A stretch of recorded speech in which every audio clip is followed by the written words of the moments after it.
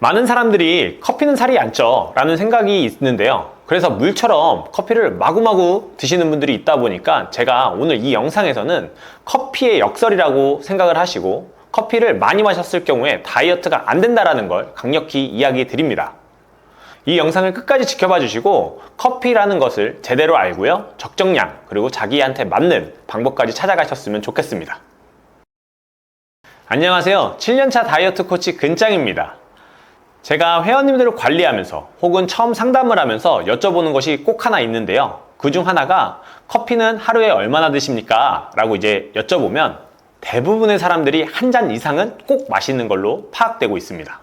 지금은 커피라는 것이 되게 많이 유명해졌는데 그 이유가 다이어트에 도움이 되고 피로도에 대한 부분, 일의 업무에 대한 효율 이런 것들이 좋아져서 한 잔 이상은 드시는데 뭐 한 잔 정도는 괜찮아요. 근데 문제는 3, 4잔 혹은 그 이상으로 드시는 분들이 다이어트에도 도움이 되고 혹은 물보다 낫잖아요 라고 생각을 하시면서 드시는 분들이 꽤 있더라고요. 그래서 저는 항상 그분들에게 그렇게 먹으시면 다이어트 절대 안 되고요, 건강적으로도 안 좋습니다 라고 이야기를 드리면 깜짝 놀라시는데, 그만큼 카페인, 커피는 몸에 좋다 혹은 다이어트에 좋다라는 선입견 때문에 생긴 상황이라고 생각합니다. 카페인은 코치 너가 말하는 것처럼 꼭 나쁜 거냐? 이건 아니거든요. 정확히 좋은 쪽도 있고요, 나쁜 쪽도 있습니다. 먼저 좋은 기능부터 설명을 드릴게요. 첫 번째로 신진대사가 증가합니다. 내가 한 잔 정도 혹은 2잔 정도 먹었다고 한다면 몸의 신진대사율이 3에서 4% 정도 올라간다라는 연구 결과가 있습니다. 지방을 태우는 속도나 혹은 내가 몸에 쓰는 에너지에 대한 효율이 좋아진다라고 생각하시면 되고요. 두 번째로 운동 전에 이 카페인, 커피를 마셨을 경우 혹은 마시면서 운동을 수행했을 경우에 운동의 효율이 극대화된다 혹은 되게 좋아진다라고 생각하시면 됩니다. 세 번째로 피로도에 대한 부분을 조금 억제할 수 있고 일의 집중도에 대한 효율을 가져갈 수 있는 것이 이 카페인의 효과라고 말씀드릴 수 있고요. 반대로 커피를 하루 한두 잔이 아니라 3, 4잔, 많게는 물처럼 많이 마셨다 라고 하시면 부작용이 일어나게 되는데, 과학적인 원리로 어떻게 되냐면 뇌가 많이 일을 해요. 혹은 활동을 막 하다 보면 아데노신이라는 피로물질을 분비하기 시작합니다. 이제 나는 이제 쉬어야 돼, 우리 몸아 이제 피로를 회복하자 라는 이야기를 하는데, 이때 카페인이 들어오는 순간에 이 피로물질, 이 아데노신을 막아버린다는 것이 문제입니다. 우리 몸은 각성 상태가 되면서 흥분 상태가 되고 그 다음에 스트레스 상황에 놓이게 되면서 우리 몸도 뇌도 정신적으로 피로해지기 시작한다는 게 문제입니다. 자, 그러면 이러한 상태에 놓였을 경우에 문제가 되냐? 우리가 흥분된 상태에 계속 놓이게 되면 코르티솔이라는 스트레스 호르몬이 나오기 시작합니다. 지방 분해를 억제하고요, 나의 복부의 지방률이 더 올라가는 호르몬이기 때문입니다. 그래서 결국에는 카페인을 많이 마신다라는 건 코르티솔이라는 호르몬이 많이 나오게 되고 그 호르몬 때문에 나의 지방, 다이어트가 될 수 없다까지 결론이 나오는 거죠. 두 번째로 뇌는 계속 일을 하고 있기 때문에 휴식을 취해야 될 때 일을 하고 있다 라고 하는 건 결국에는 나의 근본적인 피로를 회복하는 것이 아니라 임시로 막아두는 거기 때문에 나중에 이 카페인이 해소가 됐을 때, 대사 과정이 끝났을 때 피로도가 엄청나게 밀려온다는 것입니다. 그랬을 경우 나오는 현상이 수면의 질이 안 좋아지고요, 그 수면의 질이 안 좋아진다는 건 내가 잠이 드는 시간이 늦춰질 뿐만 아니라 깊은 잠이라고 하는 그 수면 상태를 가져갈 수 없다는 것이 문제입니다. 그 다음 날에 또 영향을 주게 되는데요. 어떠한 영향이냐면 우리가 배부름의 호르몬이라고 하는 렙틴 호르몬을 느낄 수 없고요, 배고픔의 호르몬이라고 하는 그렐린이라는 호르몬이 엄청나게 분비가 되면서 통제가 되지 않는 상태. 그러니까 카페인을 많이 마신다, 내 몸은 스트레스가 된다, 다이어트가 안 된다. 거기에 수면의 질이 떨어진다, 다음날 영향을 받아서 폭식으로 이어질 수 있다라는 악순환의 고리에 빠질 수 있다는 것이 이 카페인의 문제점입니다.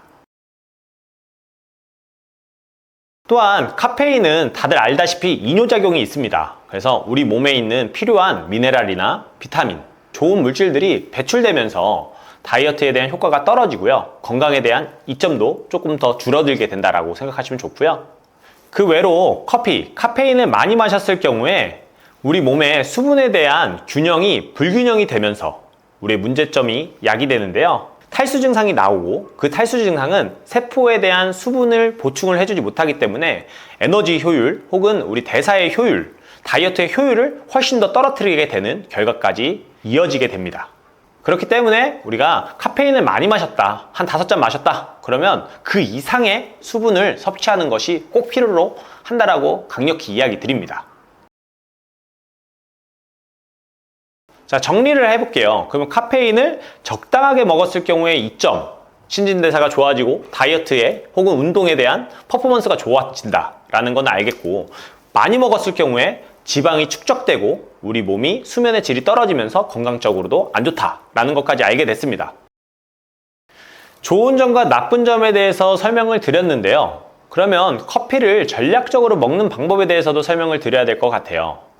어떻게 하냐면 제가 7년 동안 회원님들을 관리했고 저는 커피를 좋아하거든요. 그래서 커피에 대한 먹는 방법에 대해서 올바르게 먹는 거를 고민을 많이 했습니다. 근데 그 기준점에 대해서 설명을 드리면 저 같은 경우나 제 회원님들을 코칭할 때는 하루에 1잔 혹은 2잔 정도만 마시라고 강력히 이야기합니다.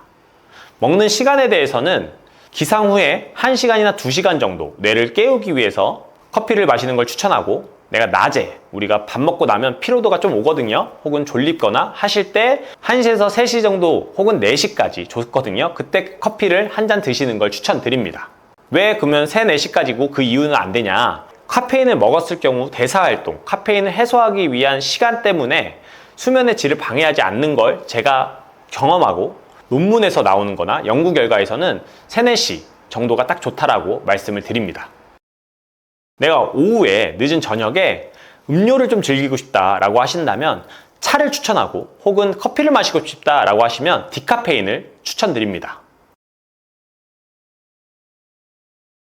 당연히 사람의 몸에 따라서 흡수하는 양이나 괜찮은 양이나 이런 것 따라 다르긴 한데요. 일단 기본적으로 제가 말씀드린 기준점부터 시작을 하셨으면 좋겠습니다. 괜히 나는 괜찮아, 수면의 질이 좋아 라고 하지만 상대적으로 모르는 거거든요. 그래서 일단은 1잔, 2잔부터 시작을 하시고, 제가 말한 그 시간대에 마셔보면서 수면도 체크해 보시고 내가 다이어트가 잘 되고 있는지 점검하시면서 이 커피, 카페인을 먹는 습관을 들였으면 좋겠습니다.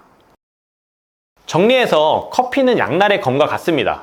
적정량을 먹었을 경우에는 다이어트에 대한 효과뿐만이 아니라 나의 운동에 대한 좋은, 그리고 건강에 대한 순기능을 하지만 과도하게 먹었을 경우에는 무조건 다이어트에 실패한다, 그리고 건강상 안 좋다라는 걸 알고 계시면 되고, 적정량을 마시는 거, 그 다음에 적당한 시간에 마시는 거 꼭 고려하셔서 전략적으로 커피를 잘 즐기셨으면 좋겠습니다. 이 영상이 도움이 되셨다면 좋아요, 구독 부탁드립니다.